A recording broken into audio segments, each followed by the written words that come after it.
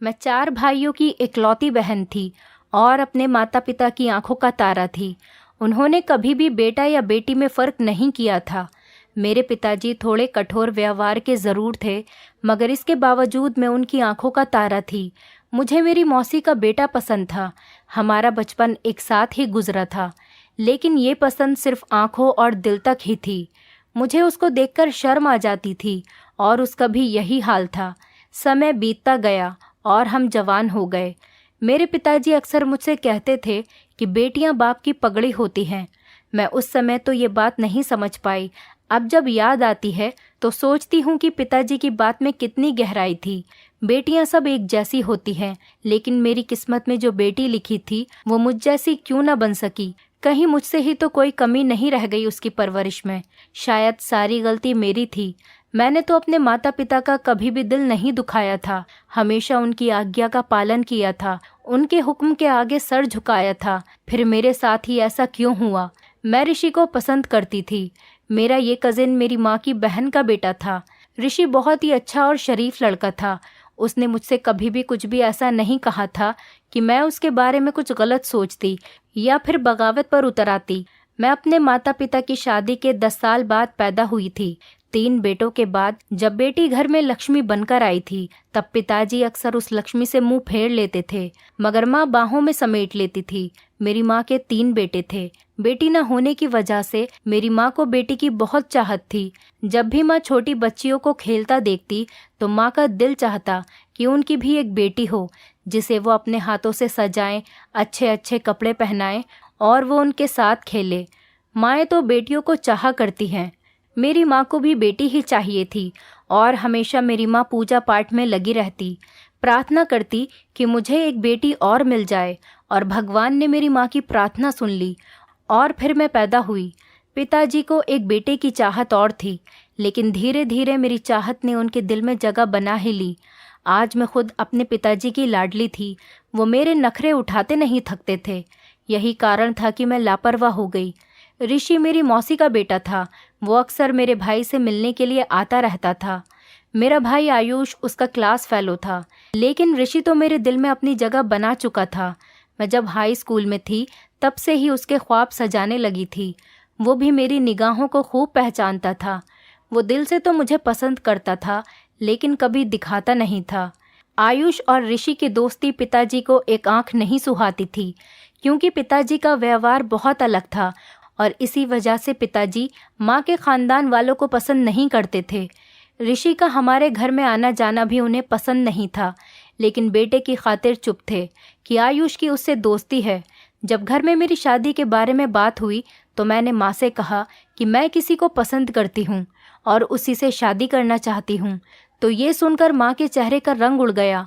माँ बहुत घबरा गई और मुझसे पूछने लगी कि वो लड़का कौन है, और मेरे मुंह से ऋषि का नाम सुनते ही उनके पसीने छूट गए। मैंने माँ से कहा, माँ आप पिताजी से बात करें, क्योंकि ऋषि की भी यही तमन्ना है। माँ के चेहरे से उनकी फिक्र और गुस्सा दोनों पता चल रहे थे, लेकिन माँ ने अपने गुस्से पर काबू रखा और कहने लगी, मेरी बच्ची, तुम्हारे पिताजी किसी भी कीमत पर नहीं मानेंगे। अगर मैंने ये बात उन्हें बता दी तो वो ना सिर्फ ऋषि का घर में आना जाना बंद कर देंगे, बल्कि खुलेआम उसकी बेइज्जती भी करेंगे। ये बात दिमाग में रखो कि तुम्हारी शादी वहीं होगी जहाँ तुम्हारे पिताजी चाहेंगे। और मैं जानती थी कि यही सच है, और मैं ये भी जानती थी कि पिताजी मेरी शादी अपने रिश्तेदारों में करने की सोच चुके हैं। और फिर आखिर वही हुआ और मैं रोती सिसकती ही रह गई। ऋषि के दिल पर भी कयामत गुजरी थी। पिताजी ने मुझसे बगैर पूछे अपने भाई के बेटे मनप्रीत के साथ मेरी शादी कर दी। मैं एक खानदानी और मजबूर बेटी थी, जिसके खानदान का यही रिवाज था कि खुशी खुशी बड़ों के फैसलों के आगे अपना सर झुका दिया जाए। मुझे अपनी जिंदगी के सबसे बड़े फैसले के बारे में बात करने का कोई हक नहीं था। मुझे कभी भी ये हक नहीं दिया गया। मेरी शादी बड़ी धूमधाम से मनप्रीत से हो गई और मैं दुल्हन बनी विदा होकर उसके घर आ गई। जब शादी की पहली रात को उसने मेरा घूंघट उठाया तो मेरा दिल तड़प रहा था और मैं अपने आंसू जब्त किए बैठी थी। वो मेरे दिल के हाल से बिल्कुल अनजान था। मेरा उदास चेहरा देखकर मुझसे पूछने लगा, दिव्या, क्या तुम मुझसे शादी करके खुश नहीं हो? मैं उसे क्या जवाब देती? उस समय मैंने उस वक्त तो जहर का घूंट पी लेना ही ठीक समझा। मैंने उससे कहा, अपने घर से जुदा होने का दुख हर लड़की को होता है, लेकिन उससे शादी मेरे लिए एक खुशी की वजह थी। मेरे मुंह से ये बात सुनकर उसके दिल को सुकून मिल गया, लेकिन मैंने अपने आंसुओं को दिल की गहराई में छुपा लिया और उनकी खुशी की खातिर मुस्कुरा दी। मगर ये कोई नहीं जान सकता था, जब दिल रो रहा हो तो आंसुओं को छिपाकर मुस्कुराना कितना तकलीफ देता है। माता पिता को जो बेटियां दुख दें, इससे अच्छा है कि वो बेटियां पैदा ही ना हों, या फिर पैदा होते ही उन्हें मार दिया जाए। अब मैं हर किसी के सामने झूठी खुशी जाहिर करती थी। सच तो यह है कि मेरे इस बयान में वो दर्द बोलता था। दर्द में रोते रोते मेरा दिल मुर्दा होता जा रहा था और अब मुझे अपने इस दर्द के साथ जीना था, खुद को भुला देना था और ऋषि को भी भुला देना था। वक्त की आग अरमानों पर गिरती रही। मैं खुद फरेबी में जीना सीख गई थी। अब मैंने अपने अतीत की हर याद का दिया बुझा दिया। मैं खुश रहने लगी और अपने ससुराल वालों से घुल मिल के रहती थी। खातिरदारी करने में भी कोई कसर न छोड़ी और अपने पति को समझकर उसके पैरों की धूल हो गई। मनप्रीत ने भी मेरी कुर्बानियों की कद्र की और मुझसे बहुत प्यार किया, अपनी सराखों पर बिठाया। वो मेरी इतनी कदर करते थे कि कभी मैं ऋषि के बारे में सोचती तो मुझे खुद शर्म आ जाती कि इतने अच्छे पति को तो ख्वाबों में भी धोखा देना पाप के बराबर था। ऋषि ने कैसे सब्र किया होगा, कैसे मुझे भुलाया होगा, मुझे पता नहीं, लेकिन हमारा एक ही खानदान था तो आमना सामना तो हो ही जाता था। तभी उसकी शक्ल देख के दिल में रोशनी जाग उठती थी, क्योंकि चेहरा तो दिल का आईना होता है। उसका चेहरा तो जैसे मुरझा सा गया था, जैसे किसी ने जान ले ली हो। वो जिंदा कब लगता था? ऐसा लगता था जैसे कोई मरा हुआ व्यक्ति जिंदा लोगों में चल फिर रहा हो। मैं ऋषि के दिल का हाल अच्छी तरह समझती थी, लेकिन मैं ऋषि की तरफ नहीं गई ताकि वो कहीं गलत फहमी का शिकार न हो जाए। ऐसा न हो कि उसका सोया हुआ दर्द जाग उठे और इस तूफान को तबाही के किनारे तक न ले जाए। और जब एक औरत माँ बन जाती है तो वो अपने बच्चों की खातिर अपने आप को और पूरी दुनिया को भुला देती है। मैं अब 3 बच्चों की माँ बन चुकी थी। ममता ने मुझे मेरे अतीत की यादों से बहुत दूर ले जाकर फेंका था। अब बस मैं थी और मेरे प्यारे बच्चे थे। उनकी मोहब्बत और उनकी परवरिश में लग गई थी। मैं 3 बेटों की माँ बन चुकी थी। मेरे पति की यही आरजू थी कि एक बेटा और हो और हम 4 बेटों के माता पिता बन जाएं। बच्चे पालना कोई आसान काम नहीं होता। गुजरते वक्त के साथ अब मैं थकने लगी थी। मैं चाहती थी एक बेटी हो जाए। 4 बच्चे बहुत हैं। ऊपर वाले से यही गुजारिश करती थी कि इस बार बेटी ही देना। मुझे बेटी की बड़ी हसरत थी, क्योंकि मेरी कोई बहन नहीं थी और एक माँ बेटी के बगैर पूरी नहीं होती। मैंने भी बड़ी दुआओं से बेटी को पाया था। अपने भगवान से गिड़गिड़ाकर रो रो कर प्रार्थना करती थी। हर वक्त पूजा पाठ में लगी रहती थी और इस बार मेरी गोद में वो लक्ष्मी आ गई थी, जिसको पाकर मेरे दिल को करार आ गया था। मैंने उसका नाम पूजा रखा, मगर पूजा जब बड़ी हो गई मैं उसे गुड़िया बुलाती थी। वो मेरी आंखों की ठंडक थी। उसे देख देख कर मैं जीती थी। बेटों की मोहब्बत भी उसके सामने कम थी। मैं उस गुड़िया को हर समय सजाए रखती थी। वक्त के साथ साथ वो बड़ी हो गई, उसका रंग निखरता गया। वो मेरी हमशक्ल थी। मुझे उसमें अपना अक्स दिखाई देने लगा, लेकिन वो मुझसे भी ज्यादा सुंदर थी। मेरी जवानी की तस्वीर थी। वो उन दिनों 9वीं कक्षा में थी जब मेरे मौसी के घर से उनकी बेटी की शादी का बुलावा आया और मौसी और मौसा जी खुद हमारे घर बुलावा देने के लिए आए थे और कहने लगे कि हम उनकी बेटी माही की शादी में जरूर शामिल हों। मैंने बहुत मना किया पर वो नहीं माने। तब मेरे पति ने कहा कि ऐसी भी जिद अच्छी नहीं, आखिर वो तुम्हारी मौसी हैं। इतनी उम्र होने के बाद भी वो तुम्हें बुलाने के लिए आई हैं। उनकी खुशी में शामिल होने में क्या हर्ज है। अपने पति के ज्यादा कहने पर मैं मना कैसे करती। हम उसकी शादी में चले गए। ये ऋषि का घर था और उसकी सबसे छोटी बहन की शादी थी।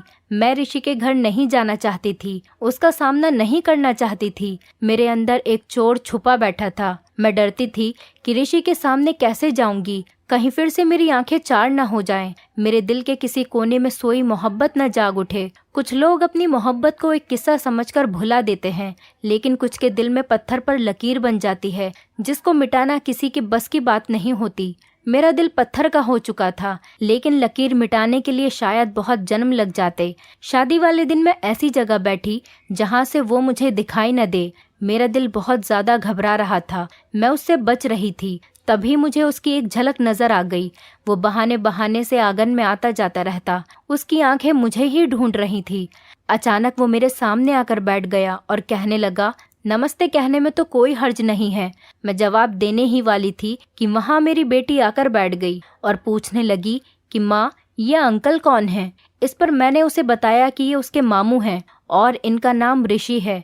उसने ऋषि को नमस्ते किया और फिर वो वहां से उठकर चली गई जहां उसकी उम्र के और बच्चे खेल रहे थे, और ऋषि तो जाने का नाम ही नहीं ले रहा था। मैं घबराने लगी और कहा कि ऋषि, अब तुम यहाँ से चले जाओ, यहाँ क्यों बैठे हो। तो ये सुनकर ऋषि मुझसे कहने लगा कि 10 साल बाद मैंने तुम्हें देखा है, मैंने तुम्हारा कितना इंतजार किया है, तुम्हारी एक झलक देखने का, और अभी तुम जाने का कह रही हो।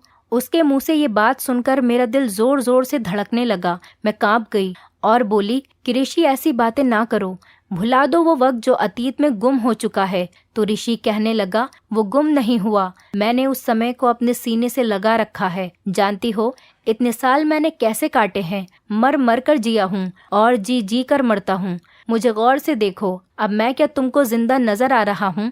ये सुनकर मैंने ऋषि से कहा कि पुरानी बातें भूल जाओ, हम जैसे हैं जहाँ हैं भगवान की मर्जी से हैं, हम ऐसे ही ठीक हैं। तो ऋषि कहने लगा, मगर मैं तो ठीक नहीं हूँ। देखो, मैंने अभी तक तुम्हारी खातिर शादी नहीं की, अगर ठीक होता तो अपना घर बसा लेता। उसकी बातों से मैंने सोचा कि मैं ही उठकर जाती हूँ यहाँ से। अगर किसी ने बातें सुन ली तो मेरी दुनिया में तो भूकंप ही आ जाएगा। मैं वहाँ से उठकर आंगन में बैठ गई। सभी शादी की तैयारियों में खोए हुए थे। मुझे कुछ समझ नहीं आ रहा था कि किधर जाकर बैठूं, तो मैं छत पर चली गई। सोचा कि थोड़ी देर छत पर जाकर सांस ले लेती हूँ। जब ऋषि घर से बाहर चला जाएगा तो नीचे चली जाऊंगी। मुझे नहीं पता था कि मेरी बेटी ने मुझे छत पर जाते हुए देख लिया है। वो अपने काम में व्यस्त थी, मेरे पीछे नहीं आई, लेकिन ऋषि ने मेरा पीछा किया। उसने मुझे छत पर जाते हुए देख लिया था। थोड़ी देर के बाद वो भी छत पर आ गया। उसने कहा, शुक्र है कि तुम यहाँ आ गई हो, थोड़ी देर ही सही, हम एक दूसरे से खुलकर बात तो कर लेंगे।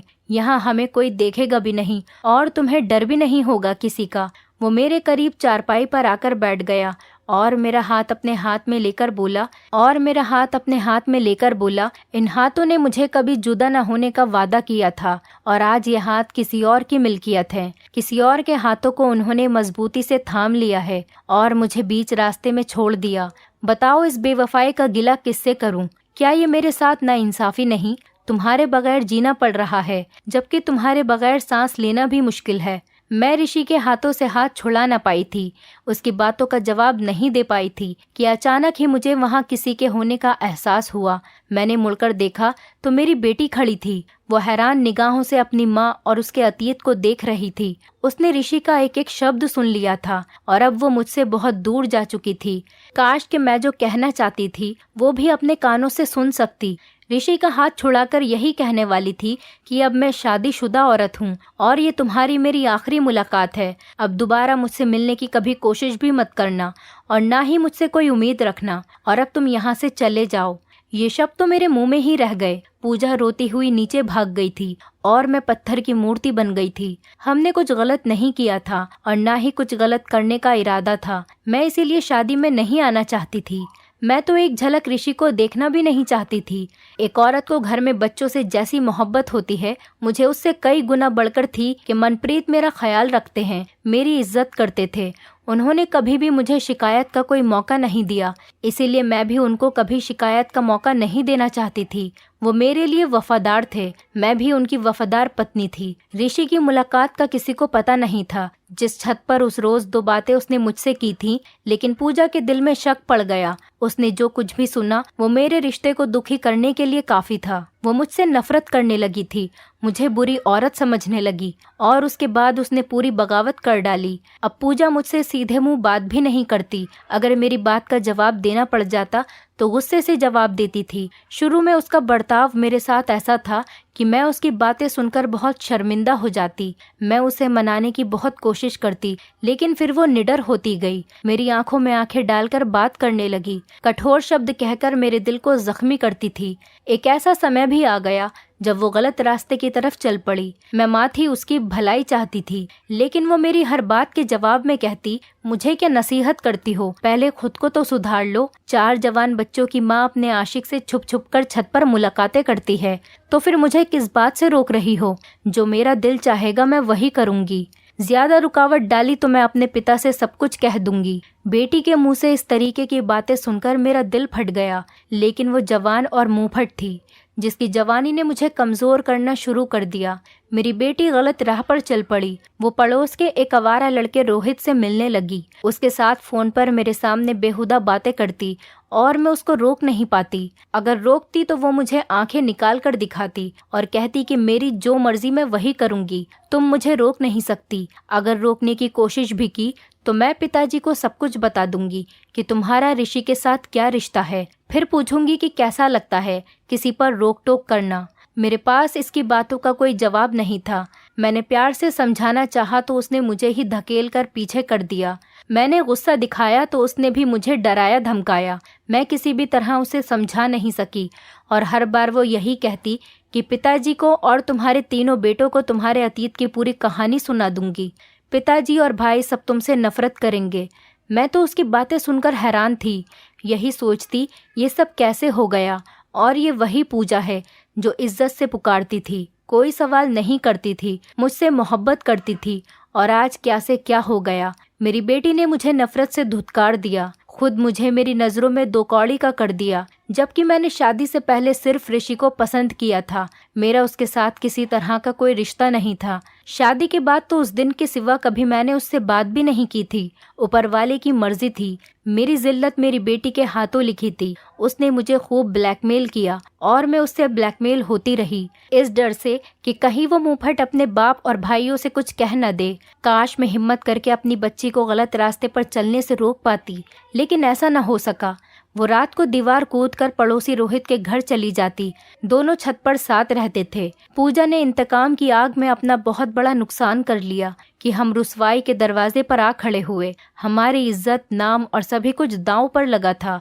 रोहित ने मेरी बेटी की इज्जत को ताड़ ताड़ कर दिया। रोहित तो घर से भाग गया और मैं पूजा को लेकर आ गई। डॉक्टरों से मिन्नतें की कि मेरे खानदान की इज्जत को शादी से पहले मां बन जाने की बेइज्जती से बचा दे, मगर उसकी भारी कीमत चुकानी पड़ी, जिससे वो मरते मरते बची। इतने बड़े तजुर्बे के बाद उसे अकल आ गई। उसने खुद अपने पांव पर कुल्हाड़ी मारी। मेरे साथ बुरा करने की वजह से खुद अपने साथ बुरा किया। मुझसे बदला नहीं लिया था तो बदले की आग में खुद को ही झोंक दिया। इस घटना के 1 साल बाद मेरे पति ने पूजा की शादी दोस्त के बेटे से कर दी थी, और वो राज ही रहा। भगवान को हमारी इज्जत बचानी थी। पूजा का पर्दा रख लिया था। उसे बहुत अच्छा पति मिला, अच्छे ससुराल वाले मिले, मगर औलाद की खुशी नहीं मिली। इसमें कुछ ऐसा गलत हो गया कि उसे फिर माँ बनने की खुशी नहीं मिली। पति और ससुराल वालों ने 10 साल तक तो इंतजार किया। आखिर मेरे दामाद ने मेरे पांव पर हाथ रखकर दूसरी शादी की इजाज़त मांगी तो पूजा ने कहा, माँ इजाज़त दे दीजिए, मैं आपसे नाराज़ नहीं हूँ, मैं तो बदनसीब हूँ। चाहती हूँ कि इन्हें बच्चे की खुशी मिल जाए। इनकी खुशी में ही मेरी खुशी है। पूजा के पति ने दूसरी शादी कर ली और दूसरी बीवी से बच्चा हो गया। आज पूजा पछताती है और कहती है कि वो समझदार हो गई है। माँ मुझे माफ़ कर दो, उस समय मुझ में अकल की कमी थी। आपका मैंने बहुत दिल दुखाया, इसीलिए बेऔलाद रह गई। और आपने बेटी मांगी थी कि वो आपको जिंदगी में खुशियाँ देगी, लेकिन मैं आपकी राहत के बजाय तकलीफ का सामान बन गई हूँ। वो जब भी आती है तो रोकर गले लग कर जाती है और मैं हर बार उससे यही कहती हूँ कि मेरी बच्ची, मैंने तुझे दिल से माफ़ कर दिया। उसे यकीन ही नहीं आता। उसका एक ही जवाब होता है कि अगर आपने मुझे दिल से माफ़ कर दिया तो मुझे अभी तक सुकून क्यों नहीं मिला। जिस दिन दिल को सुकून मिल जाएगा मैं यही समझूंगी कि आपने मुझे माफ़ कर दिया है। मैं ऊपर वाले से यही प्रार्थना करती हूँ, ए भगवान, मेरी बच्ची ने मेरा दिल दुखाया था, तू तो बहुत बड़ा है, उसे भी माफ़ कर दे ताकि उसके दिल को सुकून आ जाए। जब तक वो बेसुकून रहेगी मैं भी बेसुकून ही रहूंगी। औलाद की बेसुकूनी माँ बाप की बेचैनी होती है। ऊपर वाला करे मेरी बच्ची को उम्र भर का चैन, सुकून और सुख मिल जाए, तभी मैं सुकून से मर सकूंगी। और एक दिन भगवान ने मेरी प्रार्थना फिर से सुन ली। पूजा के पिताजी से अपनी बेटी को तकलीफ में देखा नहीं जा रहा था, इसलिए मेरे पति पूजा को उसकी ससुराल से घर वापस ले आए और अपनी बेटी से कहने लगे कि अपनी जिंदगी की नई शुरुआत करो, अपनी पढ़ाई पूरी करो। जिंदगी संघर्ष का नाम है बेटा, और मेरी बेटी तो बहादुर बच्ची है। अपने पिता के शब्द सुनकर पूजा उनके गले लगकर खूब रोई और उसने आगे पढ़ने का फैसला किया। पूजा ने अपनी आगे की पढ़ाई जारी रखी और साथ ही अनाथ बच्चों के लिए एक एनजीओ खोला और उस एनजीओ को दोनों माँ बेटी चलाने लगी। पूजा ने पिछली जिंदगी को भुलाकर एक नए काम की शुरुआत की और उसकी वजह से वो अनाथ बच्चों की जिंदगी में रोशनी की किरण बनकर आई और उसकी वजह से वो अनाथ बच्चों की जिंदगी में रोशनी की किरण बनकर आई। और पूजा के इस नेक काम को सरकार ने अपना सपोर्ट दिया और उसे बहुत सारे अवार्ड्स मिले। और इस तरह आज पूजा एक नहीं बल्कि बहुत सारे बच्चों की माँ है और एक आत्मनिर्भर महिला है जिसे किसी के सहारे की कोई ज़रूरत नहीं। दोस्तों, उम्मीद करती हूँ आपको हमारी कहानी पसंद आई होगी। कहानी पसंद आई है तो वीडियो को लाइक करें, चैनल पर नए हैं तो चैनल को सब्सक्राइब करें और हाँ, नोटिफिकेशन बेल को ज़रूर दबाएं ताकि अगली अपडेट सबसे पहले आपको मिले।